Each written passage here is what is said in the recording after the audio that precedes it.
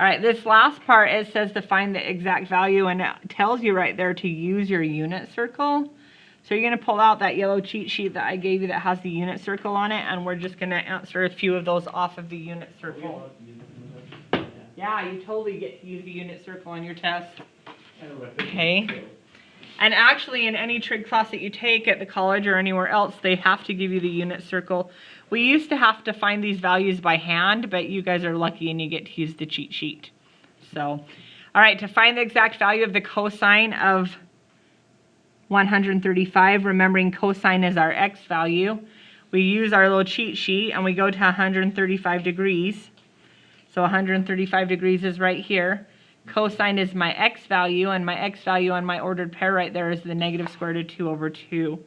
So my answer is negative square root of 2 over 2. Okay, we do the same thing on all of these. Just a reminder that our cosine value is our x value, our sine value is our y value, and then our tangent value is our y over x value. So those are the rules that we use while we're looking at our unit circle. So we answer all of those by using our unit circle. And then it just comes down here and it starts asking you some review questions on just about everything. So it says an angle is in standard position and has a measure of approximately 1 radian. Well, can anybody remind me how many radians are in the entire revolution there? 2 pi. There's 2 pi, which is actually 6.28 radians. Do you agree with me on that? So if I'm approximately 1 radian, there should be about 3 radians on the top and about 3 radians on the bottom. Do you agree with me on that? So which angle would give me the best approximation of that? I'm looking for about 1/3 of the top part, right?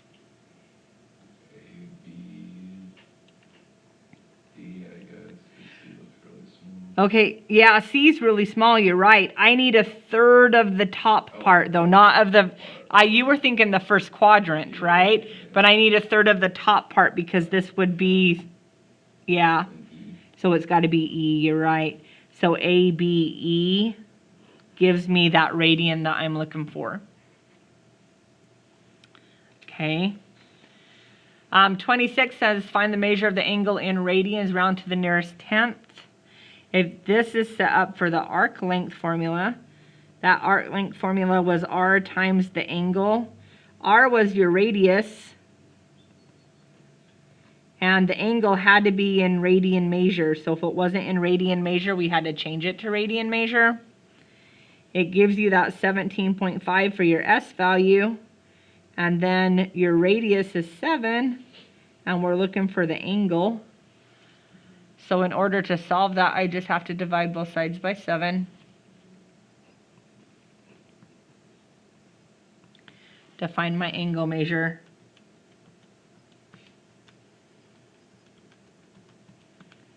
And when I do that, I get 2.5. So this arc, or angle measure right here, is 2.5 radians. And we could actually change that to degrees or into pi if we wanted to, but we're not going to. Okay. I'm not going to do all of these over here on this other side for you. They kind of go back and forth. Here's another arc length one. I just want to remind you that anytime it gives you a point like this, that's your x and your y value. You can find your sine, cosine, and tangent. It tells you it has to be on the unit circle, so you can use these rules that we wrote up here at the top. Just want to remind you, like on number 30 here, it says in which 2 quadrants is the cosine less than 0. Well, cosine less than 0 means your cosine is negative. Do you agree with me on that? That cosine less than 0 means that your x value has to be negative because cosine is x. So you would look at the quadrants on your unit circle and you're going to find where your x values are negative. Well, here my x values are positive, but here my x values are negative. Does anybody know which quadrant that is? 2. It's quadrant 2. X values are also negative here, which is quadrant 3. So my answer to that would be quadrant 2 and quadrant 3, the 2 quadrants where my x values are negative. Does that make sense how we use that to read it? And then just reminding yourself here, if it gives you some kind of rotational limit, it says that we can go anywhere from negative 2 pi to 2 pi, which would be 2 full rotations, right? So we could use the positive or negatives of a full rotation to find our answer here. So it lists 2 angles in quadrant 2 in any 2 rotations where the tangent is equal to a negative 1. So I have to look in quadrant 2 only, so I'm looking right here. My tangent has to be a negative 1, which means my values when I divide them, y over x, has to be negative 1.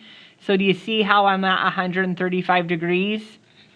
So 135 degrees gets to be one of them, but it tells me I have to list 2 of them, and I can go negative to negative 2 pi, so I'm going to actually take that 135 degrees, and I'm going to subtract 360 from it to get another angle in the same position, which is a negative 225.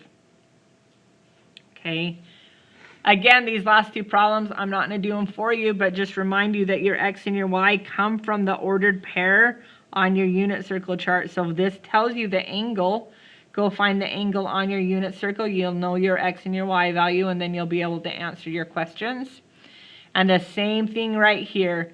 Go find your angle in quadrant 3 that has an x value of a negative square root of 3 over 2.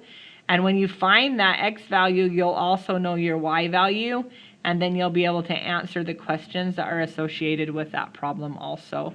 So this whole back page is about being able to read that unit circle and understanding which quadrants are which and where your values are coming from.